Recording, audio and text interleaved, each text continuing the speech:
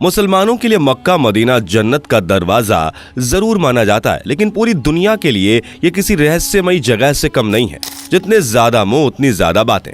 लिहाजा WhatsApp university के syllabus का सबसे इंटरेस्टिंग चैप्टर, और इस चैप्टर में एक नया टॉपिक ऐड हो चुका है, काला पत्थर। काला पत्थर काबा के पूर्वी कोने में लगा हुआ है, जो अपने आप में काफी अनोखा और विचित्र है। विचित्र इसलिए नहीं कि यह पत्थर चारों ओर से चांदी के फ्रेम में जड़ा हुआ है, बल्कि इस पत्थर की स्टोरी ही काफी दिलचस्प है और हैरान कर देने वाली है। यह पत्थर मुसलमान भाइयों के लिए काफी पवित्र होता है, लेकिन आप ये बात जानकर चौंक जाएंगे कि जिस पत्थर को देखने और छूने के लिए हजारों की तादाद में लोग पहुंचते हैं, उस पत्थर का जिक्र इस्लाम में कहीं भी नहीं है। आज इस वीडियो में बात इसी रहस्यमय पत्थर की होगी, साथ में आपको हज यात्रा से जुड़े इंटरेस्टिंग फैक्ट्स भी बताएंगे, तो बने रहिए हमारे साथ वीडियो के एंड तक। अभी तक चैनल को सब्सक्राइब नहीं किया तो फटाफट ये नेक काम कर लें।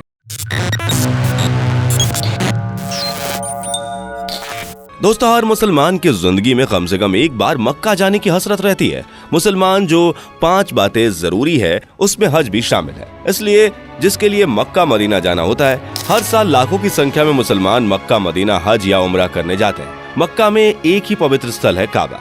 ये क्यूब के आकार की एक इमारत है जो लोगों के अनुसार करीब 1400 साल पुरानी है। हालांकि इस्लामी परंपरा के अनुसार इसे इब्राहिम के समय से जोड़ा जाता है। नमाज पढ़ते समय सभी मुस्लिम लोग हमेशा काबा की तरफ मुंह रखते हैं। काबा मक्का में पत्थरों से बने एक विशाल मस्जिद के बीचों बीच मौजूद है। ये 40 फीट लंबा और 33 फीट चौड़ा ग्रेफाइट पत्थर, काले पत्थर और सोने से बना हुआ है, जिसमें आने जाने के लिए केवल एक दरवाजा है और कोई खिड़की नहीं है। काबा के अंदर पूर्वी कोने में जमीन से लगभग 5 फीट की ऊंचाई पर एक पवित्र काला पत्थर मौजूद है।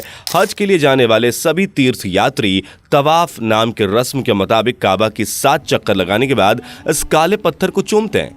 कहा जाता है कि काबा वो प्लेस है जहां से पृथ्वी की शुरुआत हुई थी। यह दिखने में भले ही छोटा है, लेकिन इसका महत्व बड़ा है। यह पत्थर चारों ओर से चांदी के फ्रेम में जड़ा हुआ है। अरबी भाषा में इस पत्थर को अल हजरू अल अस्वद कहा जाता है। इस पत्थर के पीछे की कहानी के बारे में कई तरह के किस्से मशहूर हैं। इस पवित्र काले पत्थर को लेकर कई कहानियों में एक कहानी ऐसी है कि यह धरती पर आया धूमकेतु है। कुछ मान्यताओं में इसे चांद का टुकड़ा कहा गया है, जो चांद से टूटकर धरती पर आया है। दोस्तों, इस्लाम को मानने वाले कुरान के बाद हदीस पर यकीन करते हैं। हदीस में इस पवित्र काले पत्थर का जिक्र किया गया है और इसके महत्व को बताया गया है। कई हदीसों में इस पत्थर को जीवित बताया गया है। इसके मुताबिक पैगंबर इस पत्थर को खुदा का दायां हाथ मानते थे और इसे जीवित समझते थे। इसे चूमकर वह खुदा का शुक्रिया अदा करते थे। पैगंबर ने इस पत्थर को चूमा था, इसलिए यह परंपरा बन गई कि हाजी इसे चूमेंगे।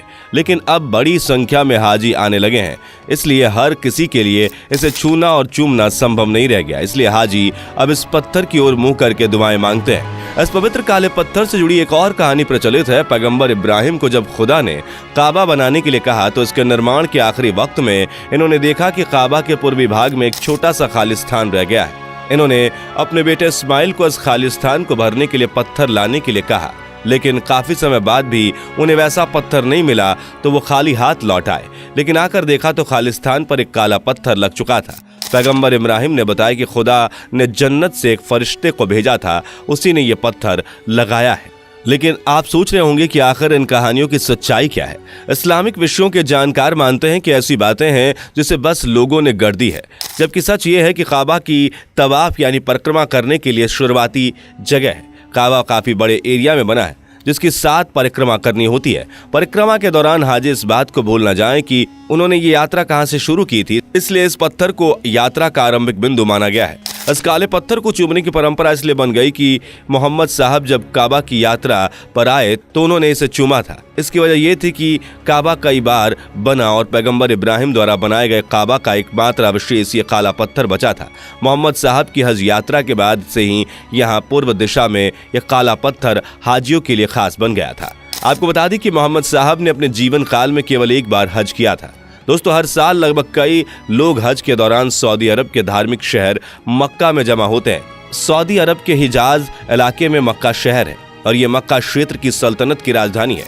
इस शहर की आबादी करीब 20 लाख बताई जाती है, लेकिन पवित्र हज के महीने में यहाँ लोगों की संख्या 3 गुनी हो जाती है। इस शहर में ज्यादातर आबादी हज इंडस्ट्री में काम करती है, जहां 12 महीने सिर्फ हज की यात्रा से जुड़े काम किए जाते हैं। दरअसल सऊदी अरब के हिजाज क्षेत्र में मक्का शहर स्थित है। यहाँ पर काबा तीर्थ और सबसे बड़ा प्रसिद्ध मस्जिद अल हराम मौजूद है।